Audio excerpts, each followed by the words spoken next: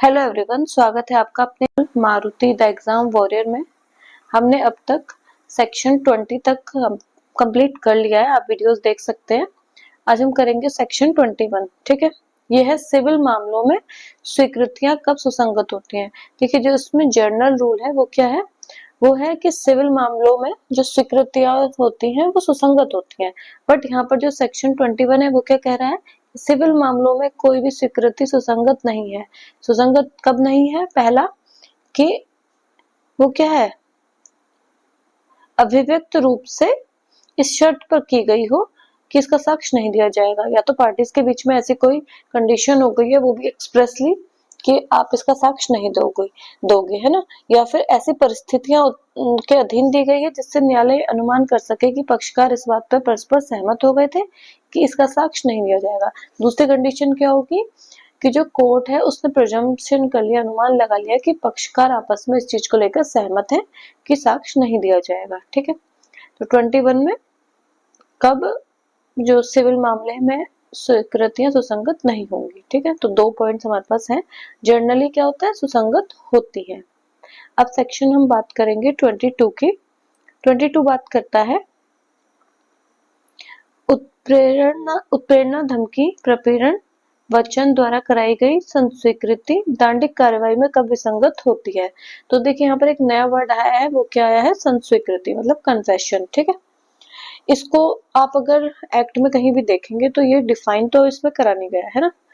जैसे कि एडमिशन को डिफाइन किया गया था, स्वीकृति को डिफाइन किया गया था, बट इसको यहाँ डिफाइन नहीं किया है। तो इसको कहाँ डिफाइन किया गया है, इसको जो हमारा कोर्ट है, कोर्ट के माध्यम से जो केस लॉज है उसके माध्यम से इसको डिफाइन किया गया है। सबसे पहले अगर हम बात करें स्टीफन महोदय की, है ना, उन्होंने क्या कहा इसके बारे में। उन्होंने बोला है कि संस्वीकृति एक ऐसी स्वीकृति है जो क्या है, अपराध के आरोपी व्यक्ति, मतलब जो आरोपी व्यक्ति है ना, जिसपे एक आरोप लगा है कि इसने अपराध किया है, वो करता है। किस समय करता है, जिससे एक अनुमान लग सके कि अपराध क्या है, इसी व्यक्ति ने किया है। ठीक है, तो ये अपने अपराध की एक तरह से स्वीकारता है। और एक केस है, क्या है, पकाला नारायण स्वामी वर्सेस एम्परर। ये जो केस है ये है 1939 का। ठीक है, ये केस बहुत बार पूछा गया है। ये केस दे देंगे, आपसे पूछेंगे ये किससे रिलेटेड है ना। तो ये कन्फेशन का, संस्वीकृति का केस है। तो इसमें जो लॉर्ड एटकिन थे, उन्होंने बोला था कि जो संस्वीकृति है ना, ये तभी मानी जाएगी जब आरोपी व्यक्ति अभिव्यक्त मतलब एक्सप्रेसली उसको एक्सेप्ट करे कि हाँ मैंने अपराध करा है। अगर ये स्वीकार नहीं कर रहा है तो कम से कम क्या करे, उन तथ्यों को स्वीकार कर ले जिसमें अपराध घटित हुआ है ना। तो उसे क्या कहा जाएगा, संस्वीकृति। मतलब सीधा सा एक, अगर मैं आपको नॉर्मल शब्दों में बताऊं तो ये है कि अगर कोई व्यक्ति अपराध करता है और वो उसको स्वीकार कर ले कि हाँ मैंने अपराध किया है, इस परिस्थिति में किया है ना, उन तथ्यों को स्वीकार कर ले, तो ये क्या होता है, कन्फेशन होता है। और ये क्या है, इसके विरुद्ध मतलब हमेशा इसके क्या जाएगा, अगेंस्ट जाता है। ठीक है, एक और कभी कभी पूछ लेता है कि आंखों के आंसू वाला केस कौन सा है, जो आंखों के आंसू के आधार पर निर्धारित किया गया है ना, तो वो है पलविंदर कौर।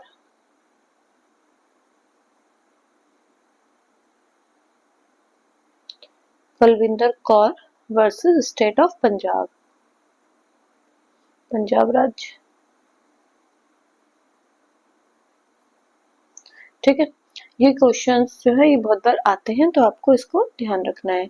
अब हम अगर बात करें, हमारे पास क्या था, सेक्शन हम पढ़ रहे थे यहाँ पर 22 कि अभियुक्त व्यक्ति द्वारा की गई संस्कृति दांडिक कार्यवाही में विसंगत होती है। अगर कोई भी जो अभियुक्त है, ठीक है, वो दांडिक कार्यवाही में अगर कोई कन्फेशन करता है वो विसंगत होता है। कब कब होगा, जब न्यायालय को प्रतीत हो कि अभियुक्त व्यक्ति मतलब जो जिस पर आरोप लगा है के विरुद्ध आरोप के बारे में उसे ऐसी उत्प्रेरणा धमकी प्रपीड़न या वचन द्वारा कराई गई हो जो प्राधिकार व्यक्ति की ओर से दिया गया हो और जो न्यायालय की राय में इसके लिए पर्याप्त हो कि वह अभियुक्त व्यक्ति को यह अनुमान करने के लिए उसे युक्तियुक्त प्रतीत होने का आधार देती है कि उसके करने से वह उसके विरुद्ध कार्यवाहियों के बारे में एक रूप से उसको मतलब सीधा से देखिए वो क्या बता रहा है।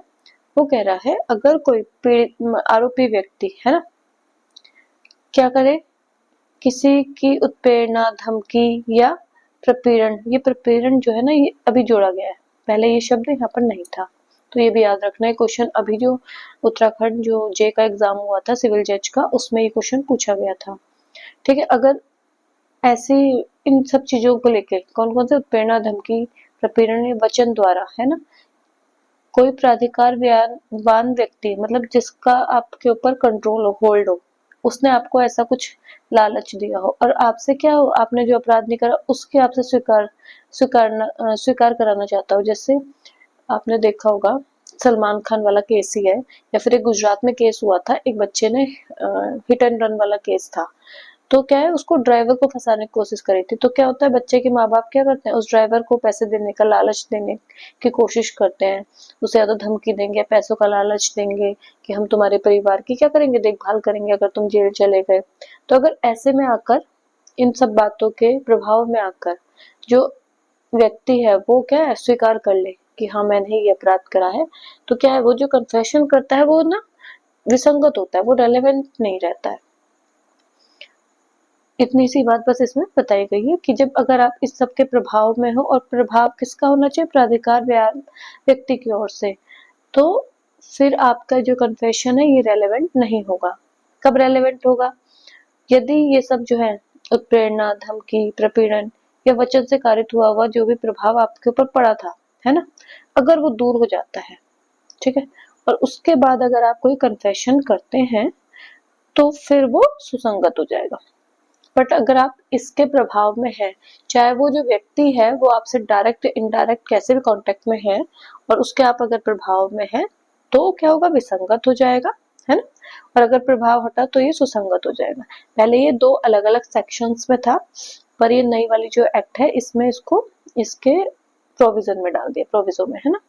अब एक परंतु का और है, यदि ऐसी संस्कृति अन्यथा सुसंगत है तो वह केवल इसलिए कि वह गुप्त रखने के वचन के अधीन या उसे अभिप्राप्त करने के प्रयोजनार्थ अभियुक्त व्यक्ति से की गई प्रवंचना के परिणाम स्वरूप, या उस समय जबकि वह मत था की गई थी, या इसलिए कि वह ऐसे प्रश्नों के चाहे उनका रूप कैसा भी क्यों न रहा हो उत्तर में की गई थी जिसका उत्तर देना उसके लिए आवश्यक नहीं था, या केवल इसलिए कि उसे यह चेतावनी नहीं दी गई थी कि वह ऐसी संस्कृति करने के लिए बाध्य नहीं था, है ना, और कि उसके विरुद्ध उसका साक्ष्य दिया जा सकेगा, विसंगत नहीं हो जाती। इसका सीधा सा मतलब क्या है कि अगर कोई भी व्यक्ति गुप्त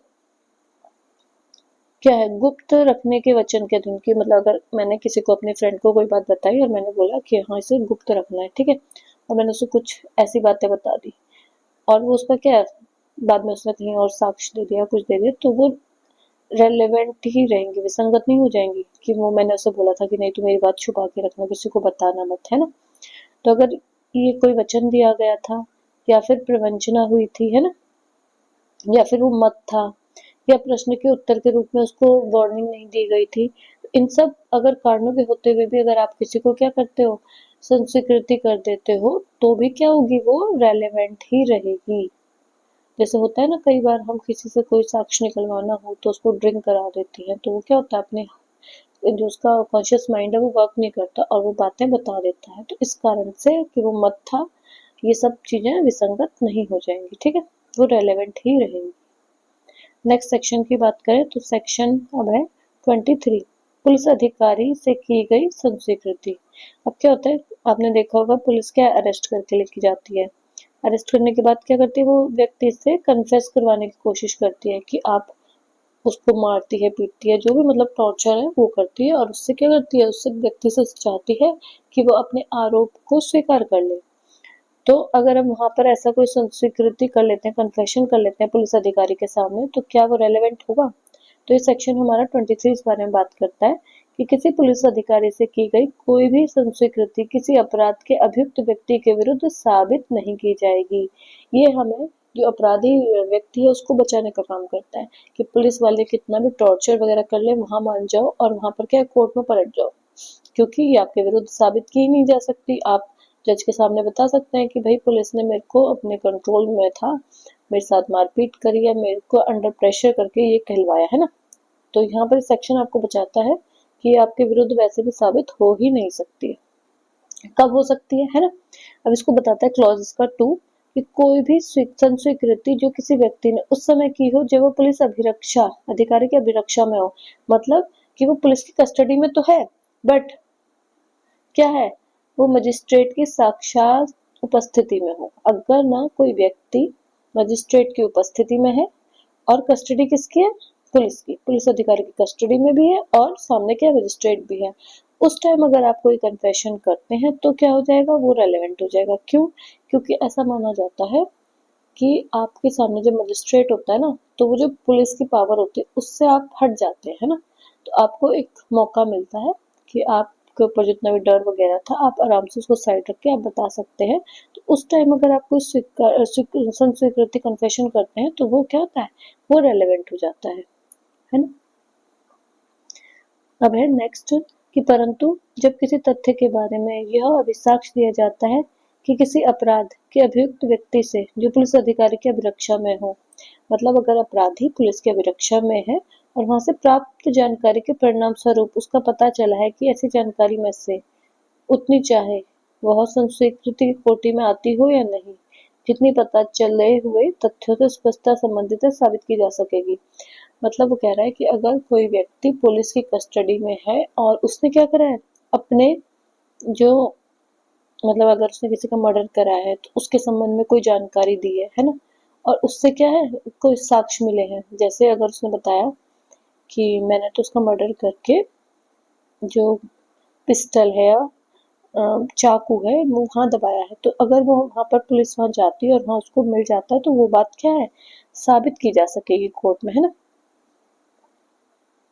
तो सेक्शन हमारा 24 की तरफ आते हैं। 23 हमारा कंप्लीट हो गया। अब है हमारा सेक्शन 24। तो जब एक से अधिक व्यक्ति,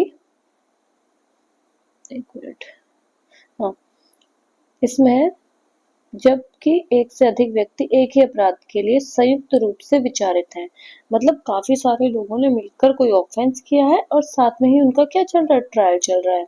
ठीक है, तो ऐसे व्यक्ति क्या होते हैं, सह अभियुक्त होते हैं, को एक्यूज्ड। ठीक है,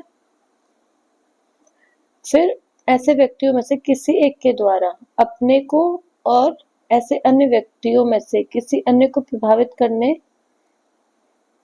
वाली की गई संस्वीकृति को साबित किया जा सकता है तथा न्यायालय ऐसी संस्वीकृति को ऐसे अन्य व्यक्ति के विरुद्ध तथा संस्वीकृति करने वाले व्यक्ति के विरुद्ध विचार में ले सकेगा।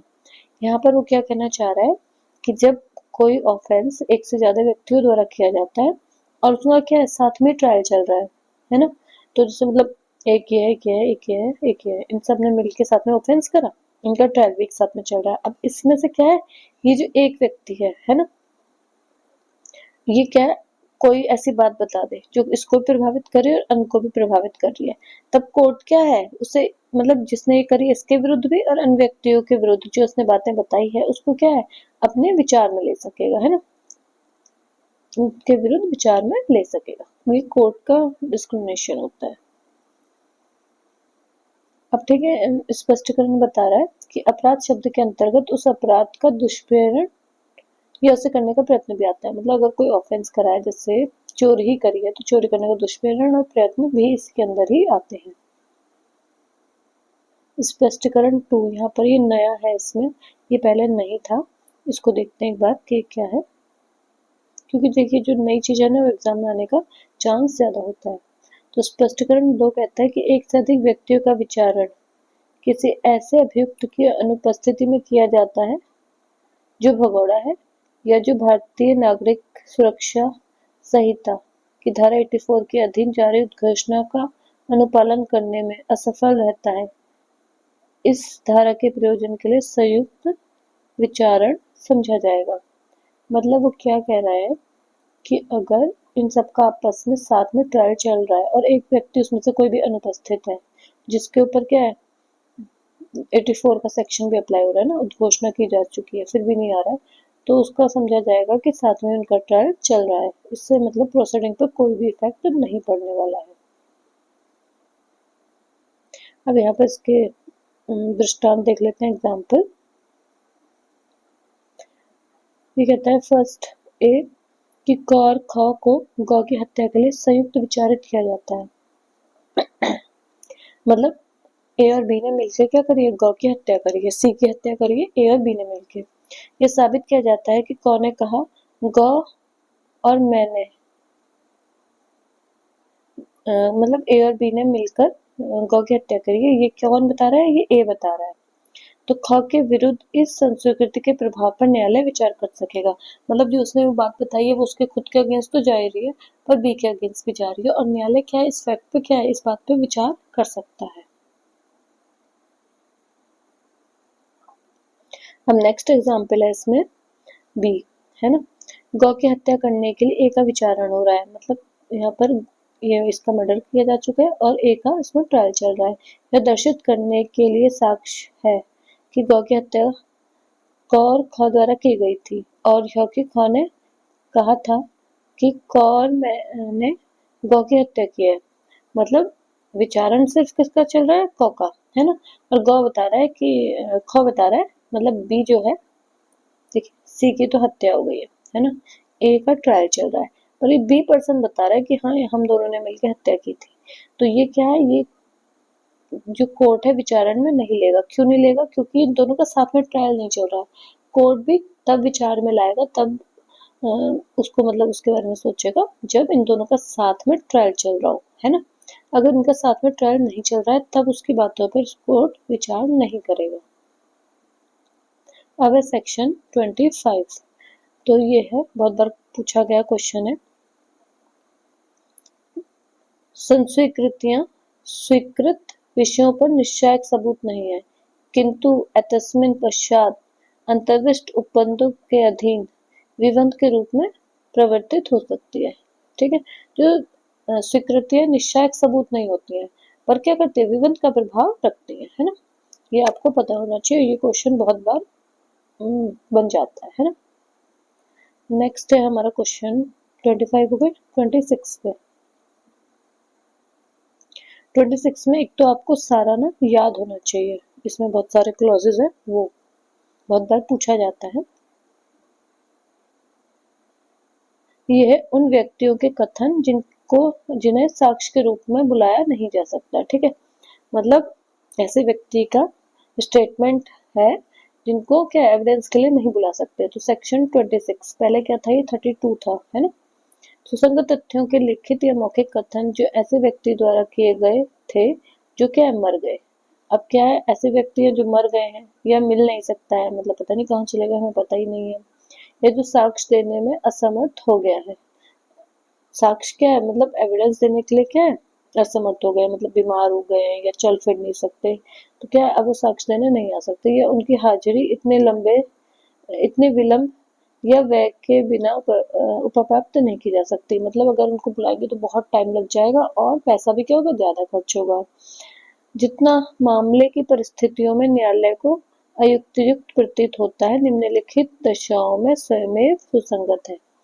मतलब यहाँ पर कहना चाह रहा है कि अगर कोई भी व्यक्ति ऐसा जिसका मतलब कथन के लिए साक्ष्य के रूप में बुलाया जा रहा है, अगर वो मर गया है, मिल नहीं रहा है, या साक्ष्य देने में क्या है, असमर्थ है ना, या फिर अगर उसे बुलाएंगे तो बहुत टाइम लग जाएगा, तब उसने जो पूर्व में किए गए कथन है वो क्या होंगे, रेलेवेंट हो जाएंगे। कैसे होंगे, इन 7 जो परिस्थितियां हैं इसमें।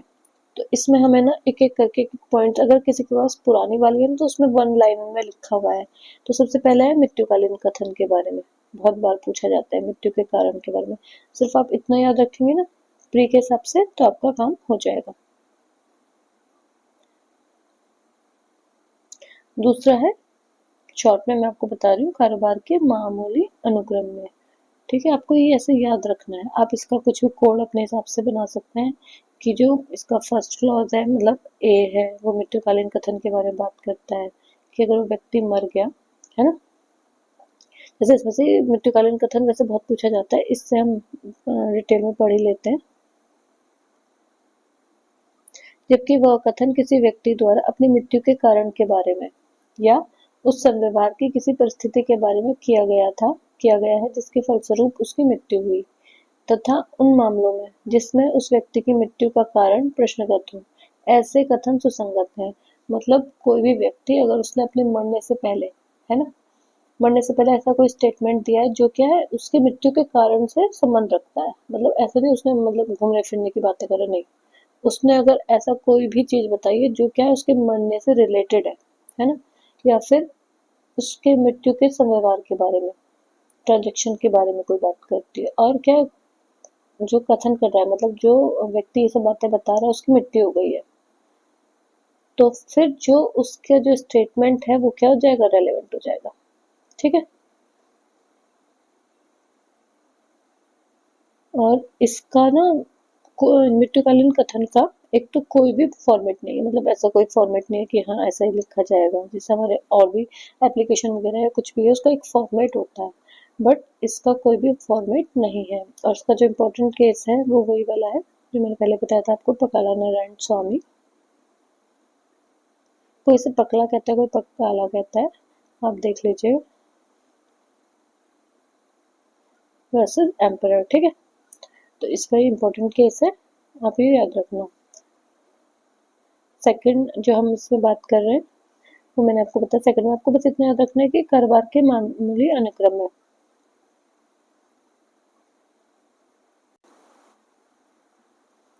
थर्ड है हमारा धन संबंधी या संपत्तिक हित के विरुद्ध, है ना।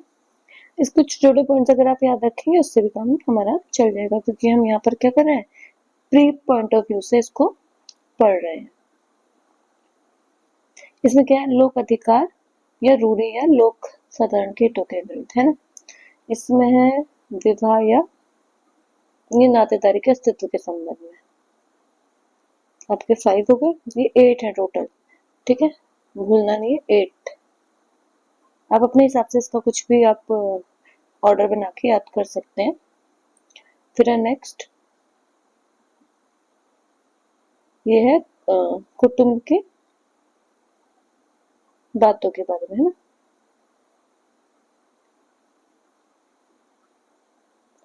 नेक्स्ट है हमारा विलेख विल, ये सेक्शन 11 के जो वहाँ रेलेवेंसी दिखाई थी ना उसके लिए, उसके संबंध में अगर कोई कथन हो तब। और लास्ट है हमारा तो क्या है, भावना धारणा। अगर आप इनको पॉइंट्स को याद रखेंगे तो आपका हो जाएगा। अब नेक्स्ट सेक्शन पे चलते हैं हम, इलस्ट्रेशन को तो देख लेना। नेक्स्ट है 27। देखिए 26 में हमने स्टेटमेंट की बात करी थी, है ना, कि किसी व्यक्ति के क्या है जो उसने कथन बोले हैं वो कब रेलेवेंट होंगे। बट यहाँ पर जो हमारा सेक्शन 27 है वो साक्ष्य एविडेंस की बात करता है ना। एविडेंस की कैसे बात करता है, तो देखिए वो साक्ष्य जो किसी साक्षी ने किसी न्यायिक कार्यवाही में या विधि द्वारा तो उसे लेने के लिए प्राधिकृत किसी व्यक्ति के समक्ष दिया हो, मतलब कोई भी एविडेंस किसी विटनेस ने न्यायिक कार्यवाही में चाहे विधि रूप से, मतलब किसी ऐसे व्यक्ति के सामने दिया है, और उन तथ्यों की सत्यता को जो उस साक्ष्य में कथित थी किसी पश्चातवर्ती न्यायिक कार्यवाही में या उसी न्यायिक कार्यवाही के आगामी प्रक्रम में साबित करने के प्रयोजन के लिए तब सुसंगत है जबकि वो साक्षी मर गया है। मतलब क्या कहना चाह रहा है कि देखिए कोई भी जो साक्ष्य था किसी साक्षी द्वारा दिया गया था, कहाँ दिया था, किसी भी न्यायिक कार्यवाही में या फिर किसी प्राधिकारवान व्यक्ति के समक्ष। अब क्या है वो साक्षी क्या है, मर गया है या मिल नहीं रहा है या साक्ष्य देने में असमर्थ है ना, या फिर क्या है प्रतिपक्षी द्वारा उसकी पहुंच से बाहर कर दिया गया है। और उसकी उपस्थिति इतने विलंब, मतलब अगर बुलाएंगे तो बहुत टाइम लगेगा, बहुत पैसा लगेगा, तब क्या है कि जो उसने साक्ष्य पहले की कार्यवाहियों में दिया था वो क्या होगा, अगर सेम उसकी वही कार्यवाही आगे वैसी कुछ होती है ना, जिसमें वही क्वेश्चन पुट अप होते हैं, तो जो साक्ष्य उसने पहले दिया था वो क्या हो जाएगा, वो रेलेवेंट हो जाएगा इस केस में भी, है ना, ये है ना। परंतु जवाब की कार्यवाही उन्हें पक्षकारों और इन्हें हित प्रतिनिधियों के बीच में थी। प्रथम कार्यवाही में प्रतिपक्षी को प्रतिरक्षा का अधिकार व अवसर था, मतलब उसका क्या है, पहले क्रॉस हो चुका है ना। तो अगर वही प्रश्न थे तो वो जब साक्ष्य उसने पहले वाले केस में दिया है, पहले वाली कार्यवाही में दिया गया है साक्षी द्वारा, वो ही क्या हो जाएगा, रेलेवेंट माना जाएगा। तो क्यों माना जाएगा, क्योंकि वो मर गया है, मिल नहीं रहा है, आ नहीं सकता है, असमर्थ हो गया है, इनमें से कोई ना कोई पॉइंट होना चाहिए। अगर वो है, जीवित है, आ सकता है, तब नहीं होगा, फिर वो कोर्ट में उसे जाना ही पड़ेगा, ठीक है। अब ये वाले जो है ये बिल्कुल एकदम सिर्फ वन वर्ड टाइप में पूछे जाते हैं, इससे कोई ऐसा डीप क्वेश्चन नहीं आता। आपको याद रखना है, एक तो 28 में कारोबार के अनुक्रम में नियमित रूप से रखे गए लेख, मतलब अगर कोई बिजनेस कर रहा है इंसान, तो जो उसकी जो बुक होती है ना, जिसमें वो सारे अपने क्या करता है, अकाउंट के बारे में लिखता है, तो अगर वो उसमें जो भी जितनी भी उसने एंट्रीज करी हैं वो कहाँ रेलेवेंट होंगी, वो है सेक्शन 28 में, आपको याद रखना है। इसमें जो एक केस है कभी कभी पूछा जाता है वो है जैन हवाला का, है ना। और ये केस आपसे पूछ लेगा कि मतलब ये केस किससे रिलेटेड है, तो आपको याद रखना सेक्शन 28 से। अब जो है सेक्शन 29 वो बात करता है किसी लोक या अन्य राज्य के पुस्तक, रजिस्टर, अभिलेख, मतलब जो भी पब्लिक क्या है, पब्लिक रिकॉर्ड है, उसकी रेलेवेंसी की बात करता है ना, जो किसी लोक सेवक द्वारा उसके पदीय कर्तव्य के निर्वहन में, मतलब जब वो अपने पद में था उसके कर्तव्य के निर्वहन में अगर उसने कोई रिकॉर्ड ऐसा बनाया है तो वो यहाँ रेलेवेंट होगा। अब सेक्शन है हमारा 30 में बात करते हैं किसके बारे में, विवादक तथ्यों या सुसंगत तथ्यों के प्रकाशन, जो प्रकाशित, देखिए जब वो रेलेवेंसी पूछेगा मानचित्रों के बारे में और किसके बारे में, चार्ट्स के बारे में, है ना, मानचित्रों का चार्ट हो गए, तो कौन सा सेक्शन होगा, सेक्शन 30। और ये याद रखना है कि ये क्या है, केंद्रीय सरकार या फिर राज्य के प्राधिकार के अधीन है, क्योंकि आगे एक और सेक्शन आएगा वहां पर ये नहीं होगा, तो आपको सेक्शन 30 याद रखना है। इसमें क्या है, मानचित्र है, चार्ट है ना, और रेखांक है, मतलब मैप्स है, चार्ट है और प्लान्स है, तीन चीजें यहाँ पर रेलेवेंट है सेक्शन 30 में। देखिए 30 में 30 है और तीनों चीजें इसमें रेलेवेंट है। सेक्शन 31 में क्या रेलेवेंसी है, इसमें देखना है कि जबकि न्यायालय को किसी लोक प्रकृति, मतलब पब्लिक नेचर के किसी तथ्य के अस्तित्व के बारे में राय बनानी है, तो किसी केंद्रीय अधिनियम या राज्य अधिनियम, मतलब सेंट्रल का कोई एक्ट या फिर स्टेट एक्ट या संबंधित शासकीय राजपत्र, मतलब अगर ना किसी भी एक्ट के रेलेवेंसी की बात आती है तो सेक्शन 31 आपको याद रखना है, वो कहाँ रेलेवेंट होगा, सेक्शन 31 में। सेक्शन 32 की बात करें अगर हम, तो वो बात करता है कि जबकि न्यायालय को किसी देश की विधि के बारे में राय बनानी है, मतलब हमारे कोर्ट्स के सामने ऐसा कोई क्वेश्चन आया है जिसमें हमें किसी अन्य देश के विधि के बारे में राय बनानी है, तब वो रेलेवेंट कहाँ होगी, वो सेक्शन 32 में। तो इसमें क्या है कि विधि के बारे में राय बनानी हो तब ऐसी विधि का कोई कथन जो कि किसी पुस्तक में अंतर्विष्ट है, मतलब बुक की रेलेवेंसी कहाँ पर बता रहा है, वो सेक्शन 32 में, है ना। 31 में हमने एक्ट्स की देखी है, 30 में हमने क्या देखा है, जो प्लान मैप्स वगैरह इनकी देखी है, और 29 में हमने बात करी पब्लिक रिकॉर्ड की, और उससे पहले 28 से शुरू है ना, 28 में हमने अकाउंट्स बुक की बात करी है, ठीक है। तो ये आपके 5 सेक्शन हो गए, ये रेलेवेंसी के बारे में बात करते हैं और इससे डायरेक्ट क्वेश्चन बनते हैं एग्जाम में।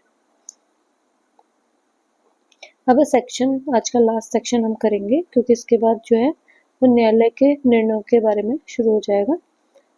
तो यहाँ पर क्या है, नेक्स्ट में 33 में बात कर रहे हैं, किसी कथन में से कितना साबित किया जा सकेगा, है ना। तो यहाँ पर बात, अगर कोई भी बहुत लंबा कथन है ना, वृत्त कथन है, या फिर किसी बातचीत का भाग है, या किसी एकल दस्तावेज का है, मतलब बहुत सारी बुक है, वो बहुत मोटी है, तो वो सारा थोड़ी वहाँ पर रेलेवेंट हो जाएगा। सिर्फ उतना ही जितना कि क्या है, आपके जो बातचीत है उससे, है ना, उससे रेलेवेंट है, उतना ही वहाँ पर कोर्ट में साक्ष्य उसका ही दिया जा सकेगा। उस संपूर्ण बातचीत यहाँ से यहाँ तक किसने क्या कहा, उसका कोई साक्ष्य देने का मतलब नहीं है। सिर्फ उतना रेलेवेंट होगा जितना कि आपके जो, मतलब जो भी चीज है उससे जो रेलेवेंट बैठता है ना, सिर्फ उतना ही पार्ट। मतलब अगर यहाँ पर हमने केस से रिलेटेड कोई इतनी सी बात की, तो सिर्फ उस बुक में से उतना ही भाग रेलेवेंट होगा, या उतनी ही रिकॉर्डिंग, या फिर किसी भी, मतलब अगर लेटर्स में है तो उतना ही पार्ट, या फिर कोई अगर इलेक्ट्रॉनिक रिकॉर्ड है तो उसके उतना ही रिकॉर्ड रेलेवेंट होगा। उस पूरे सीडी को या पूरे उसको बताने की ना कोर्ट में जरूरत नहीं होती है। तो ये बार बहुत बार क्वेश्चन पूछा गया है, तो उसको सेक्शन को याद रखेंगे 33, जो कि पुरानी वाली में 39 था, है ना। अब हमारे कम से कम 33 सेक्शन आज कंप्लीट हो गए। 34 से लेकर 50 तक हम नेक्स्ट वीडियो में कंप्लीट करने की कोशिश करेंगे, और उतना ही करेंगे जितना हमारा प्री पॉइंट ऑफ व्यू से इम्पोर्टेंट है। दूसरा, अगर आप ये AIB के लिए भी देख रहे हैं तो भी बहुत इम्पोर्टेंट है, क्योंकि वहाँ पर भी आपको पता होना चाहिए किस किस सेक्शन में क्या चीज़ पूछी गई है। तो अगर आप बुक में वहाँ पर सर्च भी करेंगे तो आपको आसानी से वो चीज़ मिल जाएगी। इस वीडियो में इतना ही। अगर आपको वीडियो अच्छी लगी हो तो आप इसे लाइक शेयर भी कर सकते हैं, और चैनल को सब्सक्राइब भी कर सकते हैं। धन्यवाद।